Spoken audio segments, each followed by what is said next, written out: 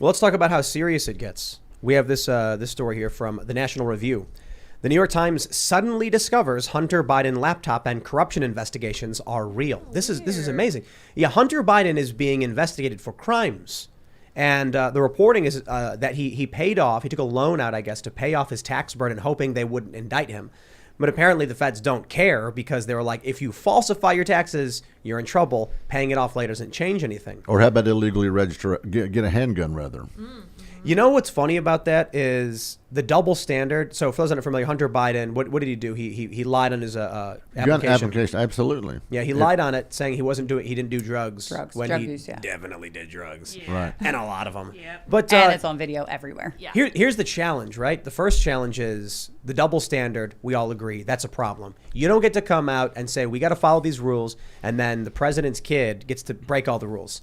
The second thing is, however, I think it's burdensome to get a firearm in the first place. And so maybe there's an argument about a simple background check that doesn't even take that long.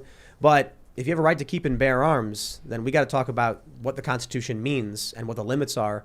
So I'm always wary to come out and be like, oh, he had a gun the wrong way. And I'm like, well, if he was doing drugs, that I get. Now you're a criminal, and your due process, through due process, you do lose certain rights. That's right. That's true. But I also want to make sure we keep the door open to say, like, I'm a big fan of nationwide constitutional carry. So there was a bumper sticker came out in Texas. I don't know about up here, back probably in the 60s or 70s, and it said, when guns are outlawed, only outlaws will have guns. Yep. It's just that simple. The criminals and the thugs. And Ronald Reagan said it.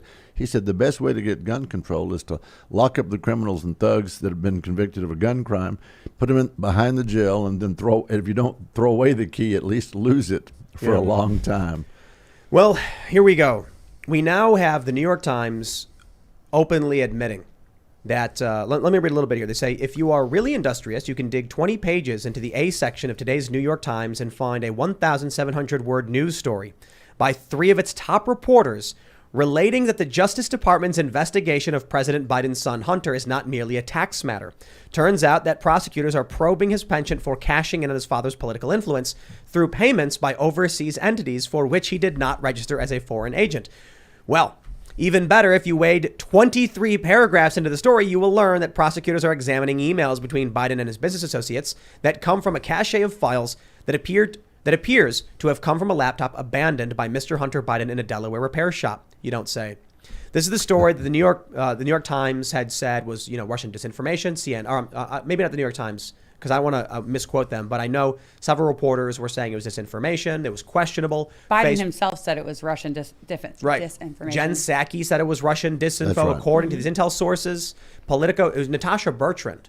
She was with Politico and now CNN, put out this story, which was a fabrication. Because I love this. Glenn Greenwald's reporting. He said, even in the story where she said, intel sources say it was disinfo, the intel sources said, we are not saying it's disinformation. We're saying we don't trust the information. So this lie comes out. Now, the big issue is the media lies to us. Not every single entity. I mean, the New York Post, they published this. They were getting us that information. Big tech colludes with the media. And now, because of this, there's a few interesting polls. Media Research Center and Rasmussen found, I believe it was Rasmussen, that if regular people, if you're voting, if American voters were aware of this story, around 6 to I think 17% would not have voted for Biden. Doesn't mean they're voting for Trump, but that would have had a big impact on the election. Absolutely. Yeah. Now think about the war in Ukraine. With Russia invading and Ukraine saying we want these MiG fighter jets, we want NATO support. And who's the president? A guy with corrupt business dealings through his son in this very country. And that has me worried. These are the ramifications of media lying to us. Yeah, absolutely. So 45% of Biden voters said they did not know about Hunter Biden's deals, and 9.5% said, as you mentioned, they would not have voted for him had they known. And now the New York Times is coming out and saying, hey, remember that thing we called you crazy conspiracy theorists for believing? Well, put $1 in the jar, because a couple months later, you're allowed to believe that thing. Yeah, and that's exactly what we saw all the time. We in our district, I'm a very conservative district. I took Ron Paul's place in Congress. Oh, my. Oh, wow. Yeah. Very conservative district on the Gulf Coast. And we get Big that. shoes to fill. Yeah, I was going to say, that is a tough spot to be in. Big shoes to fill. Quite an honor. Well, thank you. You betcha. And I had his endorsement when I ran, along with Governor Rick Perry and then Attorney General Greg Abbott and Ted Cruz, and I can go right down the list because they know how conservative I am. But we put all that information out in our district, making that point, and the Jefferson County in our district was the only swing county out of 254 counties in Texas. We're turning them red. They were Democrat. A lot of salt to the earth people, fishermen, welders, electricians, a lot of refineries and stuff on the coast. And the Jefferson County voted for Obama in 2008, re-election in 2012, and in 2016 they went for Trump. Wow.